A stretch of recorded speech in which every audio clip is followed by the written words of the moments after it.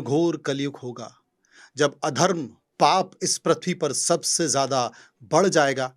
मैं समझना चाहता हूं कि कल की अवतार क्या है और कल की धाम क्या है। देखिए मनोज जी, पुराणों में स्पष्ट लिखा हुआ है हम्म, कि जब कलयुग अपने चरम उत्कर्ष पे होगा तो भगवान एक बार फिर अवतार लेंगे। अच्छा। भगवान हमेशा अवतार लेते हैं, कभी राम के रूप में आए, कभी कृष्ण के रूप में। अब वो कल्कि के रूप में आएंगे और सवाल उठता है कि भगवान अवतार लेंगे, कहाँ लेंगे, कब लेंगे। तो जहां भगवान अवतार लेंगे इस स्थान का जिक्र पुराणों में है। स्कंद पुराण में है, भविष्य पुराण में है, श्री कल्कि पुराण में है, श्रीमद् भागवत में है। गीता में। श्रीमद् भागवत में एक श्लोक है जिसमें ये स्पष्ट होता है, उसमें कोई कंफ्यूजन है ही नहीं। अब कोई श्रीमद् भागवत पर यकीन ना करे, उसी को ना माने, तो फिर क्या कह सकते हैं। श्रीमद् भागवत का एक श्लोक है जिसमें संभल मेंशन है। ये जो नाम है संभल, ये मेंशन है। जी। संभल ग्राम, ग्राम भी लिखा हुआ है। एक श्लोक है, संभल ग्राम मुखस्य ब्राह्मणस्य महात्मना भवने विष्णु यशस्य कल्कि प्रादुर्भविष्यति यदा चंद्रस्य सूर्यस्य तथा तिस्य बृहस्पति समेशन्ति एक राशो तदा भवति तत्कृतं संभल ग्राम मुखस्य ब्राह्मणस्य महात्मना भवने विष्णु यशस्य कल्कि प्रादुर्भविष्यति। ये पूरा श्लोक है। ये कहता है कि भगवान का अंतिम अवतार, और कल्कि अवतार कोई ये नहीं है कि कोई संत महात्मा आ रहे हैं या कोई ऋषि मुनि आ रहे हैं, पूर्ण ब्रह्म अवतार लेगा। और भगवान कल्कि का अवतार कितना पावरफुल अवतार है, कितनी पावरफुल ऑरा है कि जब राम आए तो आने से पहले नहीं पता था राम भगवान है। जब कृष्ण आए तो कुछ लोग चर्चा करते थे लेकिन नहीं पता था कि ये भगवान है। लेकिन कल्कि अवतार अभी हुआ नहीं है, आने से हजारों वर्ष पहले ही कल्कि धाम बन रहा है। दुनिया खोज रही है कहां होंगे, कैसे होंगे, यानी पूरे विश्व को पता है कि भगवान आ रहे हैं। तो भगवान जहां आएंगे उसका नाम, उस गांव का नाम श्री कल्कि पुराण में लिखा है, श्रीमद् भागवत में लिखा है। और अभी विश्व की पहली कल्कि कथा श्री कल्कि धाम में हुई। देखिए, दो बड़ी विलक्षण बातें हैं जी। कि दुनिया में जितने धाम हैं वो तब बने जब भगवान आए आने के बाद। ये पहला धाम है भगवान कल्कि का धाम, श्री कल्कि धाम, जो उनके आने से पहले स्थापित हुआ। दूसरी विशेषता है कि श्री राम जन्मभूमि मंदिर के शिलान्यास के बाद भारत के यशस्वी प्रधानमंत्री आदरणीय नरेंद्र मोदी ने श्री कल्कि धाम का शिलान्यास किया। दो विशेषता है। तीसरा, भारत के अंदर ऐसा कोई धाम नहीं है जिसमें भगवान के 10 अवतारों के 10 अलग अलग गर्भगृह एक जगह है। यह है कल्कि धाम। तो भगवान जहां आएंगे उसी उनके आने से पहले हम लोग पुकार रहे हैं, श्री राम हरे, श्री कृष्ण हरे, आ जाओ कल्कि रूप धरे। ये बड़ी रोचक बात है, तथ्य भी है कि पहली बार मुझे लगता है कि जितने भी अवतार हुए हैं किसी को ये पता ही नहीं चला कि भगवान कब आएंगे, कहाँ पर जन्म लेंगे। लेकिन कल्कि अवतार एक ऐसा है हाँ। जिसका जिक्र शास्त्रों में है, और शास्त्रों में है श्लोकों के जरिए है, जिसमें लिखा है कि वो संभल में आएंगे, संभल में उनका जन्म होगा। जिसमें लिखा है कि विष्णु यश ब्राह्मण के घर पर उनका जन्म होगा। जिसमें लिखा है कि वो बड़े दिव्य एक सफेद रंग के घोड़े पर होंगे और उनके हाथ में तलवार होगी। तो क्या ये शिशु के तौर पर नहीं, पूर्ण मनुष्य के तौर पर होंगे? क्या क्या ये नहीं, लोगों में जरा जिज्ञासा है। श्री कल्कि पुराण में स्पष्ट है कि भगवान सुमति नाम की महिला के गर्भ से पैदा होंगे। जी। भगवान श्री कल्कि की मां का नाम सुमति होगा। जी। सुमति का मायका कंबोज नामक गांव होगा, ये भी लिखा है। जी। और ये अभी जगत गुरु श्री रामभद्राचार्य जी महाराज ने इसको बड़ा स्पष्ट, हमारे यहाँ जब कल्कि कथा की, विश्व की पहली कल्कि कथा हुई अवतार से पहले, तो भगवान जब अवतार लेंगे तो फिर सारे चिरंजीवी धरती पर पुनः प्रकट होंगे। और उनके जन्म को लेकर और वो जो श्वेत अश्व है उसका नाम बताया है देवदत्त। देवदत्त, हाँ। और वो बहुत सारी शक्तियों से सुसज्जित अश्व होगा। हम्म। वो भगवान शिव के द्वारा प्रदत्त किया जाएगा, देवदत्त नाम का घोड़ा। और सारे चिरंजीवी, इवन हनुमान जी महाराज, कृपाचार्य, भगवान परशुराम, अश्वत्थामा, सब प्रकट होंगे। एक एक करके। और भगवान कल्कि के अवतार के बाद जितना ये अधर्म है, जितना अहंकार, अधर्म, अत्याचार, अंधकार, ये मिट जाएगा। कल्कि का अर्थ ही कली का हरण करने वाला, यानी सभी प्रकार के अंधकारों का हरण करने वाला। तो क्या पाप होगा, मारकाट होगी, महाभारत की तरह खून दिखाई देगा? ये मान्यताएं हैं। हम लोग भी ऐसा सोचते हैं, आप भी सोच रहे हैं, कोई और भी सोच सकता है कि अधर्म क्या है। असत्य का बढ़ना अधर्म है। धर्म क्या है? सत्य का बढ़ना धर्म है। तो सत्य सार्थक सर्वदा, ये गीता में भगवान कृष्ण ने कहा है। श्री कल्कि धाम का उद्घोष है सत्य सनातन सर्वदा। लेकिन आचार्य जी, पाप क्या संबल की धरती पर है, क्या भारत की धरती पर है? पाप और पापी तो बांग्लादेश में भी हैं, पाकिस्तान में भी हैं, रशिया में भी है, अमेरिका में भी हैं। तो क्या एक युद्ध होगा? नहीं मनोज जी, भगवान कल्कि का अवतार सिर्फ संभल के लिए थोड़ी होगा, जी, सिर्फ उत्तर प्रदेश के लिए थोड़ी होगा, पूरी दुनिया के लिए, सिर्फ भारत के लिए थोड़ी होगा, पूरे विश्व के लिए होगा। पूरा विश्व के लिए। जब राम आए तो राम सिर्फ अयोध्या के लिए थोड़ी आए, या राम सिर्फ भारत के लिए थोड़ी आए, या राम सिर्फ हिंदुओं के लिए थोड़ी आए। वो असुरों तक पहुंच गए। अगर राम सिर्फ हिंदुओं के लिए होते तो उन्हें मर्यादा हिंदू कहा जाता, उन्हें मर्यादा पुरुषोत्तम कहा गया। तो राम तो अमेरिका के लिए भी, ये अमेरिका, चीन, जापान, ये तो नाम है। पूरे ब्रह्मांड के अवतार, अखिल कोट ब्रह्मांड नायक कहा गया राम को। ऐसे भगवान कल्कि पूर्ण ब्रह्म है। तो कल्कि जहां आएंगे, और पुराणों में यह भी लिखा है मनोज जी कि भगवान कल्कि का अवतार जिस संभल में होगा वह गंगा और राम गंगा के मध्य में होगा। आप जाइएगा, जिस स्थान पर प्रधानमंत्री जी ने श्री कल्कि धाम की आधारशिला रखी है, जहां श्री कल्कि धाम का निर्माण हो रहा है, वो स्थान गंगा और राम गंगा के एकदम मध्य में है।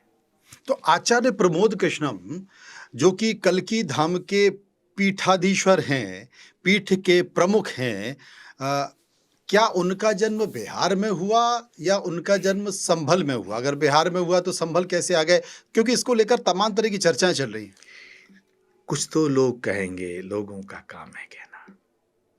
यहाँ तो किस पे आरोप नहीं लगा? भगवान राम पे आरोप लगे, सीता पे आरोप लगे, भगवान कृष्ण पे कितने आरोप लगे। और वर्तमान परिदृश्य देखो, नरेंद्र मोदी जी पे कितने आरोप लगे, योगी आदित्यनाथ जी पे कितने आरोप लगे। सवाल आरोपों का नहीं है, सवाल भ्रांतियों का नहीं है, सवाल है जो सत्य है उसी की विजय होती है। और ये जो विषय है, ये मेरे बहुत खास मित्रों ने चलाया होगा। नहीं, मैं इसलिए कहना चाह रहा हूँ कि आपका जन्म बिहार में हुआ, आपका जन्म संभल में हुआ, या आपका जन्म अफगानिस्तान में हुआ, और क्या आप हिंदू हैं या मुसलमान हैं, ये भी बता दीजिए। मैं जो कर रहा हूँ, क्योंकि सोशल मीडिया भरा पड़ा है कि आप मुस्लिम भी हैं।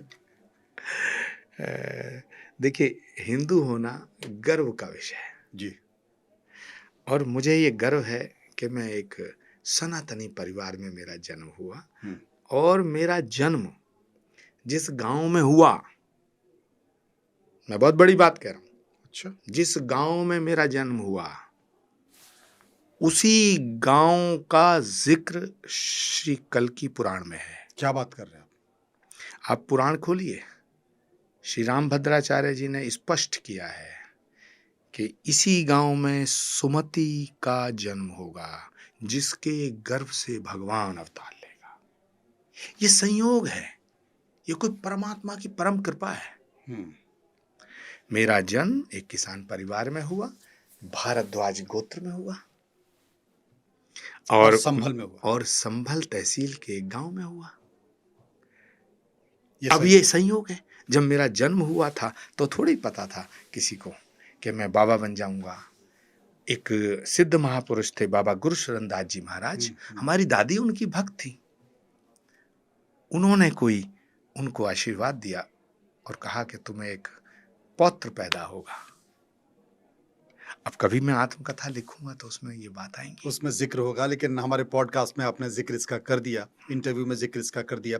रामभद्राचार्य ने जो जिक्र किया जन्म का, वैशाख शुक्ल पक्ष द्वादशी कंबोह में जन्म होगा, उसे लेकर बहुत सारे लोगों ने कहा कि ऐसा नहीं है और ये अलग अलग भ्रांतियां हैं। क्या रामभद्राचार्य जी ने जो कहा वही जन्म स्थान होगा या शास्त्रों में जो लिखा है वो जन्म? देखिए, जो शास्त्रों में लिखा है वही रामभद्राचार्य जी ने कहा है।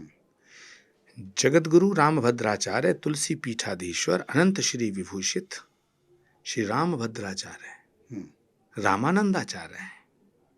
वो शास्त्र के अलावा कुछ न बोलते हैं न सुनते हैं। शास्त्रों में जो लिखा है उसको उन्होंने वर्णित किया है, और शास्त्रों में लिखा है कि संभल ग्राम मुखस्य ब्राह्मणस्य महात्मना। संभल के एक गांव में, उस गांव का भी नाम है कंबोज नामक नगर में। तो उन्होंने बिल्कुल सही कहा है और स्पष्ट कहा। अब कुछ लोग हैं जो अकल के अंधे हैं, उनकी समझ में नहीं आए तो क्या करेंगे।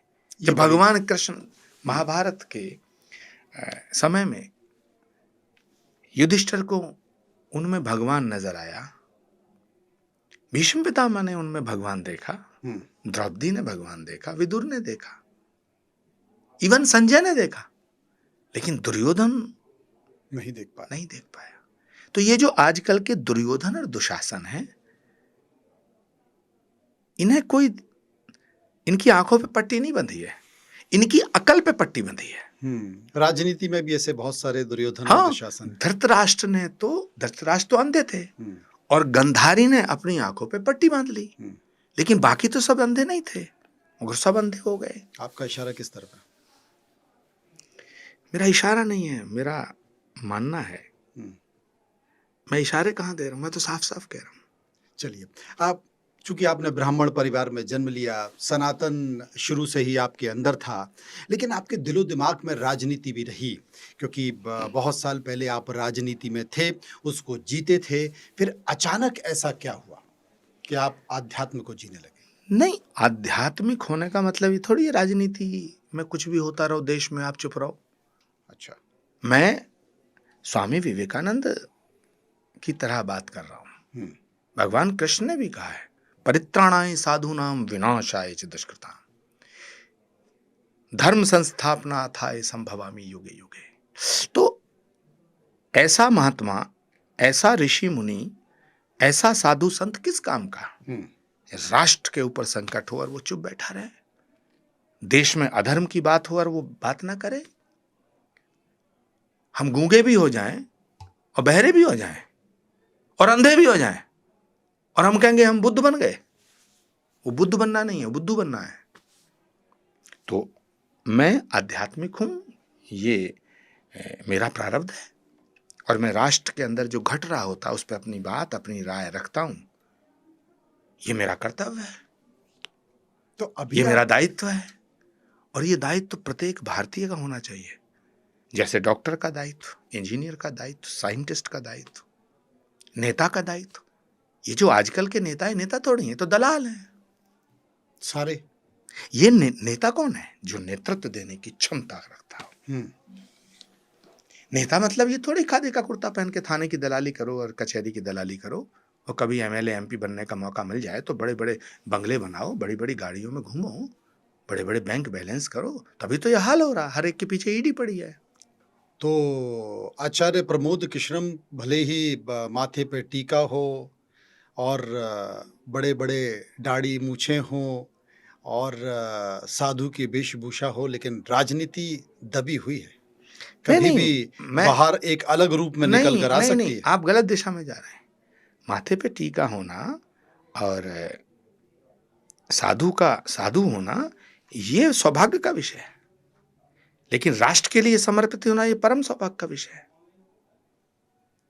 डॉक्टर राजनीति कर सकता है, मास्टर राजनीति कर सकता है, वकील राजनीति कर सकता है, व्यापारी राजनीति कर सकता है, किसान राजनीति कर सकता है, यहां तक कि चोर उचक्के राजनीति में आ सकते हैं, जेब कतरे राजनीति में आ सकते हैं, मर्डर करने वाले राजनीति में आ सकते हैं, डकैती डालने वाले राजनीति में आ सकते हैं, माफिया शराब की तस्करी करने वाले राजनीति में आ सकते हैं, प्रॉपर्टी डीलिंग करने वाले राजनीति कर सकते हैं, लेकिन साधु राजनीति में पाप हो जाएगा। ये कैसी विडंबना है। चाणक्य साधु था भाई, सबसे बड़ा राजनीतिक था। तो अभी आप राजनीति कृष्ण भगवान थे। आप राजनीति से दूर नहीं है अभी? नहीं, कृष्ण भगवान थे, फिर भी राजनीति में थे। उनकी राजनीति। महर्षि दधीची जब राष्ट्र के ऊपर, धर्म के ऊपर संकट आया, अपनी अस्थियों का बलिदान कर दिया। गुरु गोविंद सिंह जी महाराज सनातन को बचाने के लिए अपने बच्चों को न्यौछावर कर दिया।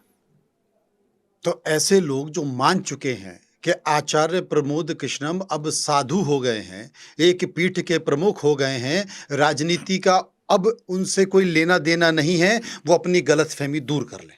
नहीं नहीं, वो गधे हैं। वो गधे हैं ना। ये इशारा वो गधे हैं जो ये मानते हैं कि साधु को राजनीति नहीं करना चाहिए। साधु हो गए का क्या मतलब? मैं साधु हूं। साधु कौन है? जो सत्य, जो अपने आप को साध ले, जो अपने आप को साध ले, जो सत्य के निकट हो। सनातन क्या है? जहां सत्य है, अहिंसा है, करुणा है, प्रेम है, त्याग है, तपस्या है, बलिदान है, वो सनातन है। 7 पिलर ऑफ सनातन, जो इन 7 स्तंभों के इर्द गिर्द रहता है, सत्य, अहिंसा, करुणा, प्रेम, त्याग, तपस्या और बलिदान, वो साधु है, वो सनातनी है। तो हर सनातनी का कर्तव्य है कि देश में अगर कुछ गलत हो रहा तो बोले बोले। लेकिन आजकल के जो ये नेता हैं, ये गमलों में उगे हुए पौधे, ये अपने आप को नेता मानते हैं। नेता इस देश का एक है, नरेंद्र मोदी, जिसने इस देश को, क्यों साहब, जिसने इस देश को विश्व गुरु बनाने के पथ पर अग्रसर किया है। जमीन से उठ के आदमी आया है, गरीब के घर में पैदा हुआ। किसी ने सत्ता विरासत में नहीं सौंपी। ऐसे नेता होने चाहिए। क्यों राहुल गांधी जैसों में क्या दिक्कत है? नहीं बताइए, राहुल गांधी में क्या दिक्कत है?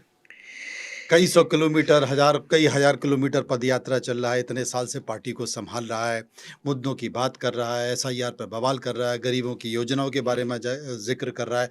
क्या दिक्कत है? आपने तो बहुत करीब से देखा है ना, महसूस किया है। दिक्कत क्या है? परेशानी क्या है? देखिए, अब ये मत कह देना कि इनसे नहीं हो पाएगा। नहीं, परेशानी मुझे नहीं है जी, परेशानी पूरी कांग्रेस को है। अच्छा, राहुल गांधी मेरी समस्या नहीं है, कांग्रेस की समस्या है। या खुद अपनी समस्या है? नहीं, कांग्रेस की समस्या है। कांग्रेस के किसी भी नेता से पूछो, आपके तो सबसे संबंध है जी, पूछो कमलनाथ जी से, अकेले में पूछो दिग्विजय सिंह जी से, अकेले में पूछो दिग्विजय सिंह ने तो कह भी दिया, हुड्डा जी से पूछो, शशि थरूर जी से, आनंद शर्मा जी से पूछो, कांग्रेस के सभी प्रवक्ताओं से पूछो। हमसे सब बात करते हैं, हमारे सब बड़े प्रिय हैं। अब कोई तो चाहिए ना जो अपने दिल का दुख शेयर कर ले, नहीं, दर्द शेयर हमसे कर सब बात करते हैं। हाँ। वो कहते हैं कि हम क्या करें, कांग्रेस खड़ी हो सकती है, लेकिन जब तक राहुल जी हैं तब तक। क्या बात कर रहे हैं? हाँ, मतलब ऐसी क्या तकलीफ, ऐसी परेशानी क्या है? नहीं, प्रत्यक्षम किम प्रमाणम, शास्त्रों में कहा गया है, प्रत्यक्ष को प्रमाण की आवश्यकता नहीं होती है। प्रत्यक्षम किम प्रमाणम, भाई 150 साल पुरानी पार्टी को 15 साल में खत्म कर दिया, निपटा दिया। हाँ, 14, 17, 22, 19, 24 हर जगह हार रहे हैं आप तमिलनाडु में साफ, आंध्रा में साफ, गुजरात में साफ, महाराष्ट्र में साफ, उत्तर प्रदेश में साफ, हरियाणा में साफ। तो ये किसने किया? इसकी जिम्मेदारी आचार्य प्रमोद कृष्णम की है। कांग्रेस को बर्बाद करने में जिनकी भूमिका है, उन्हें जिम्मेदारी लेनी चाहिए। भूमिका किन की है? जो फैसला लेते थे। फैसला कौन लेते थे? यही राहुल गांधी जी और इनकी चौकड़ी। सब कुछ बदल गया, लेकिन ये नहीं बदले। हाँ, पूरी कांग्रेस बदल गई, पर ये वहीं की वहीं। अब मुझे बताओ, एक बार फेल हो गए, 2 बार फेल हो गए, 3 बार फेल हो गए, कब तक एक्सपेरिमेंट करेंगे? तो राहुल गांधी मेरी समस्या नहीं है। नहीं तो उम्मीदों पे आसमान टिका है ना, उनको लगता है कभी ना कभी तो फल आके गिरेगा झोली में। साहब अब वो पेड़ नहीं रहे जो ऐसे झोली में फल डालते हैं। ऐसा। अब देश बदल चुका है। अच्छा, आपने तो इनके पिता के साथ भी काम किया। राजीव गांधी को आप बहुत करीब से महसूस करते थे और आपने अपने जीवन का लंबा समय उनको दिया। राजीव गांधी और राहुल गांधी में क्या अंतर देखते हैं? जमीन आसमान का। राहुल गांधी सुनते नहीं है, राजीव गांधी सुनते बहुत थे। राजीव गांधी बड़ों का सम्मान करते थे, ये बड़ों का सम्मान नहीं करते हैं क्योंकि ये भारत की संस्कृति से वाकिफ नहीं है। अच्छा, मुझे बताओ, राहुल गांधी जी की बोलचाल, राहुल गांधी जी की भाषा, राहुल गांधी जी का चाल चलन, राहुल गांधी जी का आचरण कहीं से लगता है? एकदम एनार्किस्ट टाइप लगते हैं। बाजू चढ़ाएंगे, डोले दिखाएंगे। अरे भाई, कुश्ती लड़ने अरे का, डोले हैं तो दिखा रहे हैं। अरे तो ये कोई अखाड़ा थोड़ी है पार्लियामेंट, ये कबड्डी का मैदान थोड़ी है। किसी जिम में ट्रेनर बन जाओ। मतलब राहुल गांधी को किसी जिम में ट्रेनर होना चाहिए बनस्पत की कांग्रेस के प्रमुख के तौर पर। अगर वो जिम खोलेंगे तो बहुत चलेगा, बहुत चलेगा, पर कांग्रेस नहीं चल पाएगी। वो नहीं चल पा रही है। नहीं चल पा रही है। मैं यही तो कह रहा हूं, प्रत्यक्षम किम प्रमाणम। अच्छा, प्रियंका गांधी के बारे में आपको क्या लगता है? क्योंकि मांग उठने लगी है कि प्रियंका गांधी को आगे लाओ, इमरान मसूद ने भी जिक्र कर दिया। कोई नहीं लाएगा उन्हें आगे। कारण? एक्चुअली प्रियंका गांधी के साथ बहुत नाइंसाफी हुई है। अच्छा। और बहुत बड़ी कॉन्स्पिरेसी हुई है उनके साथ, साजिश प्रियंका के साथ, और वो अभी किसने तक की? चल रही है। बीजेपी ने की, नरेंद्र मोदी ने की, अमित शाह ने की? नरेंद्र मोदी जी किसने की? प्रियंका जी के साथ साजिश क्यों करेंगे? कांग्रेस पार्टी के भीतर की बात है ना। अच्छा, अब कांग्रेस। मेरे घर में कोई मुझे जहर दे दे तो इसमें आपका दोस्त थोड़ी है। अच्छा, मतलब घर में साजिश हो रही है गांधी परिवार के अंदर, गांधी परिवार के अंदर गांधियों के लिए साजिश हो रही है। देखिए, प्रियंका गांधी जी को कांग्रेस की कमान सौंप दी जाए, ये कांग्रेस के सब कार्यकर्ता और नेता चाहते हैं। अच्छा, और 10 साल पहले भी चाहते थे। हुआ उल्टा। क्या कभी आपने मांग रखी? बिल्कुल। पीएसी के अंदर उदयपुर चिंतन शिविर में पॉलिटिकल अफेयर्स कमेटी की बैठक में ये प्रस्ताव हम लाए थे। तो जो बात आज उठ रही वो आपने 10 साल पहले रख दी। हाँ, क्या हुआ? जवाब क्या मिला? परिणाम क्या हुआ? आपको ही तो किनारे नहीं कर दिया, चिन्हित कर दिया आपको। मुझे लगता है कि कांग्रेस से निष्कासन की बुनियाद उसी दिन रखी गई थी जब मैंने प्रियंका गांधी को ये बात, कांग्रेस की कमान सौंपने की मांग की थी। क्या बात है, ये बात। और प्रियंका गांधी को जब उनकी लॉन्चिंग हुई, जरा वो पूरा एक क्रोनोलॉजी देखिएगा। जब उनकी लॉन्चिंग हुई तो उन्हें पूरे उत्तर प्रदेश का प्रभारी नहीं बनाया गया, आधे का। ये कांग्रेस के आधा इतिहास में, ज्योतिरादित्य सिंधिया, आधा ये प्रियंका। कांग्रेस के इतिहास में पहली बार हुआ कि किसी महासचिव को आधा प्रदेश दिया। उसके बाद फिर जहां उनको दिखाना होता है, शो पीस की तरह उन्हें दिखा देते हैं और फिर पीछे रैली में बुला लेते हैं। लेकिन फैसला लेने में, जैसे राम मंदिर का निमंत्रण नहीं ठुकराया जाना चाहिए, ये प्रियंका गांधी मानती थी। अच्छा, मेरी बात हुई थी। मतलब प्रियंका गांधी, मैंने कहा भगवान श्री राम मंदिर का निमंत्रण आना, भगवान के द्वार से निमंत्रण आना सौभाग्य का विषय है, इसे ठुकराना दुर्भाग्य का विषय है। ये आपने प्रियंका गांधी को बोला? मैंने ये कहा कि श्री राम जन्मभूमि मंदिर की प्राण प्रतिष्ठा समारोह का निमंत्रण ठुकराया जाना नहीं चाहिए। क्या बोला प्रियंका जी? प्रियंका जी ने कहा मैं सहमत हूं। लेकिन उसके बाद जयराम रमेश की चिट्ठी जारी हुई कि राम मंदिर के निमंत्रण को हम अस्वीकार करते, ठुकराते। कांग्रेस के फैसले प्रियंका गांधी से पूछकर नहीं होते। लेकिन प्रियंका गांधी एक अच्छी बेटी है और एक अच्छी बहन है, मगर वो अच्छी नेता बन सकती थी, अब बनने नहीं दिया गया। अब मांग उठ रही है। देश के प्रधानमंत्री नरेंद्र मोदी जी ने अभी हाल के दिनों में अपने भाषण में कहा था कि कांग्रेस, अब आप देखिए, कांग्रेस में एक बड़ा खेल होने जा रहा है। कांग्रेस 2 टुकड़ों में टूटने वाली है। आपको लग रहा है? नहीं, 2 में क्यों, कई टुकड़ों में कई टूट सकती है। जैसे रूस टूटा, यूएसएसआर, वैसे कांग्रेस टूटेगी, कुछ राहुल के साथ, कुछ प्रियंका के साथ। मुझे नहीं लगता कि कांग्रेस के टूटने के बाद राहुल गांधी फिर राजनीति में रह पाएंगे। फिर वो जिम के ट्रेनर बनेंगे, आपने बताया। वो जो भी बने, लेकिन कांग्रेस पार्टी की सबसे बड़ी समस्या, कांग्रेस की सबसे बड़ी प्रॉब्लम अगर कोई है वो राहुल गांधी है। राहुल गांधी की एक टीम है कोटरी, और वो जब तक हैं जब तक राहुल गांधी हैं, और फैसले कोटरी लेती है। और बड़ी विडंबना है मनोज जी कि कांग्रेस में कौन जीतेगा, कौन कहां से लड़ेगा, किसको टिकट देना है, इसका फैसला वो करते हैं जो कभी चुनाव नहीं लड़ते।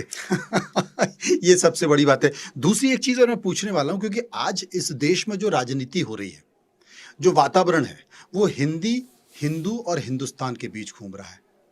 लेकिन शायद कांग्रेस या राहुल गांधी समझ नहीं पा रहे हैं। बार बार ये बात भी चलती है, क्या राहुल गांधी हिंदू हैं? मैं आपसे पूछना चाह रहा हूं, क्योंकि विपक्ष भी सवाल पूछता बात। देखिए, पहली बात तो ये है कि कौन हिंदू है कौन नहीं है, इसका फैसला दो तरह से होता है। जी। एक कर्म के आधार पर, दूसरा जन्म के आधार पर। तो कर्म से तो वो हिंदू नहीं लगते। ऐसा? और जनेऊ तो पहन लिया। जनेऊ कर्म है पहनने ना से, जनेऊ पहनने से, हम्म। मंदिर जाने से कोई हिंदू थोड़ी हो जाता है। अच्छा। तो कर्म से तो हिंदू नहीं लगते, हम्म। और जन्म से वो क्या है ये सब जानते हैं। थोड़ा खुल के बता दीजिए, मेरी समझ नहीं आ रहा क्या है जन्म। अब मुझे जो कहना मैंने कह दिया, मतलब इशारा काफी है। कुछ छुपाया ही नहीं। मैंने कहा कर्म से वो हिंदू नहीं लगते, और जन्म से वो क्या है वो सब जानते हैं, पूरी दुनिया जानती है। इसलिए हिंदुस्तान को फील नहीं कर पा रहे वो। कर भी नहीं पाएंगे, क्योंकि पहले वो, मुझे ऐसा लगता है कि पहले वो समझते थे कि हिंदुत्व ही भाजपा है। अब वो ऐसा मानने लगे हैं कि हिंदू होना ही भाजपा ही है। इसीलिए वो, जब बांग्लादेश के अंदर हिंदुओं पर जुल्म हुआ, बांग्लादेश में हिंदू जलाए जा रहे हैं, तो उन्होंने एक बार भी ये शब्द का प्रयोग नहीं किया, इस शब्द का, कि हिंदुओं पर अत्याचार हो रहा है। अब मनोज जी देखो, बांग्लादेश में हिंदुओं को मारा जा रहा है जी, गाजर मूली की तरह काटा जा रहा है, जलाया जा रहा है। एक बयान बताओ जिसमें उन्होंने ये कहा हो, एक स्टेटमेंट, पार्लियामेंट के बाहर, पार्लियामेंट के भीतर, कि हिंदुओं पर जुल्म हो रहा है। हिंदू शब्द का प्रयोग नहीं किया है, ये कहा है कि वहां अल्पसंख्यकों पर जुल्म हो रहा है। एक बयान तो दिग्विजय सिंह का भी आया, उन्होंने कहा कि बांग्लादेश में जो हो रहा है ना, वो बेसिकली भारत में मुस्लिमों के प्रति जो व्यवहार किया जा रहा है उसकी प्रतिक्रिया है। नहीं, मैं ऐसा नहीं मानता। भारत में मुसलमान पूरी तरह सुरक्षित है। तो फिर दिग्विजय सिंह क्यों बोले? भारत में मुसलमानों का पूरा सम्मान है। फिर दिग्विजय भारत जितना हिंदुओं का है उतना मुसलमानों का है। लेकिन भारत के मुसलमान बहन भाइयों को ये सोचना होगा कि जिस मिट्टी में आप पैदा हुए हैं इसी मिट्टी में मिलोगे। तो जो इस्लाम मां के कदमों में जन्नत बताता है, वो मादरे वतन की तौहीन की इजाजत नहीं दे सकता। बहुत बढ़िया। तो ये मौलाना आजाद का देश है, अशफाकुल्ला खां का देश है, एपीजे कलाम का देश है। हाँ, लेकिन आप रहोगे हिंदुस्तान में और गीत गाओगे पाकिस्तान के, गीत गाओगे बांग्लादेश के, तो ये नहीं चलेगा। तो दिग्विजय सिंह गलत बोले? इसलिए दुनिया में कोई भी देश, कोई देश, इवन मुस्लिम कंट्री में भी मुसलमान इतना सुरक्षित नहीं है जितना भारत के अंदर है। और मैं दावे के साथ कहता हूं, जब तक इस देश की बागडोर नरेंद्र मोदी जी के हाथ में है, तब तक इस देश के एक भी व्यक्ति को डरने की जरूरत नहीं है। तो दिग्विजय सिंह ने गलत बोला? अब दिग्विजय सिंह जी क्यों ऐसा बोल रहे हैं? मुझे लगता है कि उन्हें कांग्रेस का अध्यक्ष बनना चाहिए था, और वो दिग्विजय सिंह को रोका। पर दिग्विजय एक सिंह समय तो वो जी, गुरु कहलाए जाते थे। दिग्विजय सिंह जी एक बहुत ही शानदार इंसान है। दिग्विजय सिंह जी का मैं बहुत सम्मान करता हूं जी। दिग्विजय सिंह जी के ऊपर बहुत अत्याचार हुए हैं। हालांकि लोग कहेंगे कि दिग्विजय सिंह ने बहुत अत्याचार किए। दिग्विजय सिंह संगठनात्मक क्षमताओं से वाकिफ इंसान है। तो फिर पार्टी आगे क्यों नहीं बढ़ाती, हर बार पीछे कर देती है? दिग्विजय सिंह के कहने पर फैसले होते हैं, ये बहुत बड़ा भ्रम है देश में। दिग्विजय सिंह के कहने पर कोई फैसला नहीं होता। जो फैसला दिल्ली करती थी उसी को दिग्विजय सिंह जी जस्टिफाइड करने की कोशिश करते थे। जब राहुल गांधी जी ने कहा हिंदू और हिंदुत्व अलग है, मैं हिंदुत्व को मिटाना चाहता हूं, तो मुझे दिग्विजय सिंह जी से मेरा बहुत लंबा डिस्कशन हुआ जी। मैंने कहा नारी से नारित्व अलग कैसे हो सकता है? हाँ। पुरुष से पुरुषत्व अलग कैसे हो सकता है? मानव से मानवता अलग कैसे हो सकती है? क्या जवाब है? राष्ट्र से राष्ट्रीयता अलग कैसे हो सकती है? जवाब क्या है? तो हिंदू अलग है, हिंदुत्व अलग है, ये कैसे हो सकता है? जवाब क्या है? हंसने लगे, बोले महाराज डिफेंड करना है, कोई लॉजिक निकालो। तो मैंने कहा राजा साहब मुझसे नहीं हो पाएगा। तो कांग्रेस के मंथन में जो जहर निकला उसे दिग्विजय सिंह पी गए। हाँ, यस, दिग्विजय सिंह ने विष पिया है। विष पिया। हाँ, और ये बात मैं डंके की चोट पे कह रहा हूं, और मैं आज भी कह रहा हूं, और मैं तब कह रहा हूं जब मैं नरेंद्र मोदी जी के साथ हूं।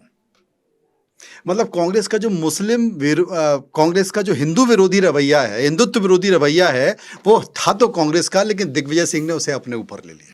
हाँ, जैसे राजकुमार युवराज उदय सिंह को बचाने के लिए पन्ना धाय ने कुर्बानी दी,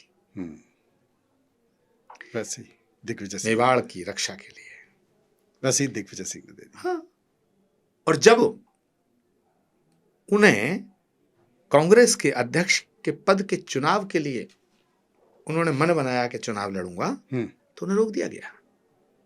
आप पूछना कभी नहीं पता है, आप ये भी पूछना पर्चा भी ले लिया। नहीं, आप ये भी पूछना किसने रोका, क्योंकि मुझे उन्होंने स्वयं कहा था एक दिन कि यदि राहुल गांधी जी, प्रियंका गांधी और सोनिया जी में से चुनाव कोई नहीं लड़ेगा गांधी परिवार से, तो मैं चुनाव लड़ूंगा। ये स्टेटमेंट था मुझसे उन्होंने कमिटमेंट किया था। वो ऐसे आदमी है, he is man of commitment. तो अब लड़ जाना चाहिए पार्टी को बचाना है तो। अब ये तो वो जाने, मैं तो पार्टी में हूं नहीं। क्यों? मैं कहाँ पार्टी क्यों? भविष्य में कोई ऐसी स्थिति हो सकती है जब योगी आदित्यनाथ उत्तर प्रदेश के मुख्यमंत्री हो सकते हैं, तो फिर आचार्य प्रमोद कृष्णम काहे नहीं कांग्रेस की तरफ से या गठबंधन की तरफ से उत्तर प्रदेश में मुख्यमंत्री के उम्मीदवार नहीं हो सकते? हिंदुत्व का चेहरा है और बाकी के समाज और समुदाय के प्रिय हैं। मनोज जी, अगर मैं अयोध्या ना जाता तो मैं सांसद होता, कहीं से भी लोकसभा जीत गया था, क्योंकि समाजवादी पार्टी और कांग्रेस मिलकर चुनाव लड़ी 2024 में। लेकिन मेरे लिए संसद जाना बड़ी बात नहीं है।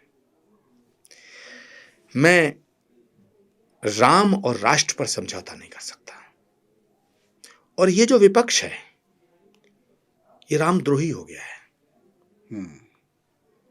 तो राम और राष्ट्र के खिलाफ बात करने वालों के साथ मैं कहां जा पाऊंगा? कभी सद्बुद्धि आ गई तो,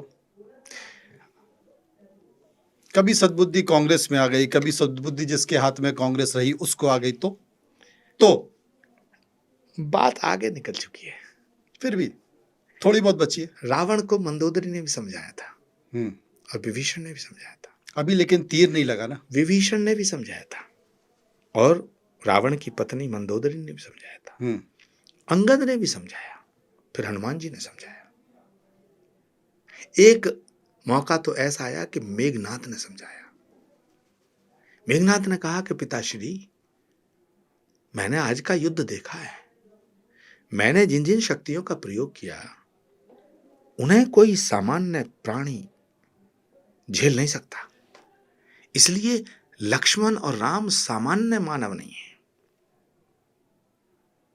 तब रावण ने मेघनाथ को कहा कि अच्छा, प्रश्न यह पैदा होता है कि जब विनाश सुनिश्चित हो जाता है तो जब नाश मनुज पर छाता है, पहले विवेक मर जाता है। तो मैं अपने सवाल को थोड़ा-सा विस्तार से कहूँगा। आपका ये मतलब है कि अमित शाह और नरेंद्र मोदी सामान्य मानव नहीं हैं। आपने ये कांग्रेस को पहले भी समझाया, कांग्रेस के जो प्रमुख हैं उनको भी पहले समझाया, लेकिन वो समझने को तैयार नहीं हैं। और जब आपने कहा कि जब बुद्धि भ्रष्ट हो जाती है तो फिर देखिए 2 बड़ी बातें हैं। सामान्य मानव कौन है और असामान्य यानी विलक्षण कौन है, हुँ, इसका कैसे फैसला होता है? इसका फैसला फैसलों से होता है। हुँ, मनुष्य का व्यक्तित्व उसके कृतित्व से बनता है। मैं दावे के साथ कहता हूं, नरेंद्र मोदी सामान्य प्राणी नहीं है। मेरे इस बयान के बाद बवाल होगा। हुँ, मैं बिल्कुल गारंटी से कह रहा हूं, मैंने ऐसी अनुभूतियां की हैं कि उन पर कोई विशेष दैवीय कृपा है और उनके जो फैसले हैं वो कृपा उसमें परिलक्षित हो रही है। वो दिखाई देता है उनके फैसलों में, उनके व्यवहार में, उनके आचरण में। 370 हटाने का फैसला साधारण नहीं था। लॉकडाउन लगाने का फैसला साधारण नहीं था। नोटबंदी का फैसला साधारण नहीं था। राम मंदिर की प्राण प्रतिष्ठा समारोह का फैसला साधारण नहीं था। देश की जमीन से और पाकिस्तान के 9 ठिकानों पर ऑपरेशन सिंदूर सामान्य नहीं था। और श्री कल्की धाम का शिलान्यास, सामान्य नहीं। भगवान के अवतार से पहले श्री कल्की धाम का शिलान्यास, उसकी आधारशिला को स्थापित करना, राम मंदिर का निर्माण भी सामान्य ये नहीं। सामान्य नहीं था। और आई एम सॉरी टू से, ये कोई फैसला नहीं हो पाता अगर इस देश के प्रधानमंत्री नरेंद्र मोदी ना होते। एक सवाल और बताऊं आपको, दूसरी बात, नरेंद्र मोदी जी के साथ जो अमित शाह जी का कमिटमेंट है, ये भी बहुत बड़ी बात है। ये तो राम और हनुमान जैसी स्थिति हो गई। भगवान राम के साथ जो कमिटमेंट हनुमान जी का था, हम्म, मैं भरत जी की बात भी नहीं कर रहा हूं। भरत सबसे प्रिय भाई हैं भगवान राम के, लेकिन वो भी खड़ाऊं से राज किए। मैं हनुमान जी की बात कर रहा हूं। अमित शाह जी को मैंने बहुत, उनके फैसलों को, उनके स्टेटमेंट्स को बारीकी से मैं देखता था। जब मैं कांग्रेस में था तब भी मैं इसकी चर्चा भी करता था कि नरेंद्र मोदी जी कितने भाग्यशाली हैं कि उन्हें अमित शाह जैसा एक ऐसा व्यक्ति मिला है जो पूरी तरह उनके प्रति कमिटेड है, समर्पित है। और कुछ लोग चर्चा करते थे कि साहब अमित शाह प्रधानमंत्री बनना चाहते हैं।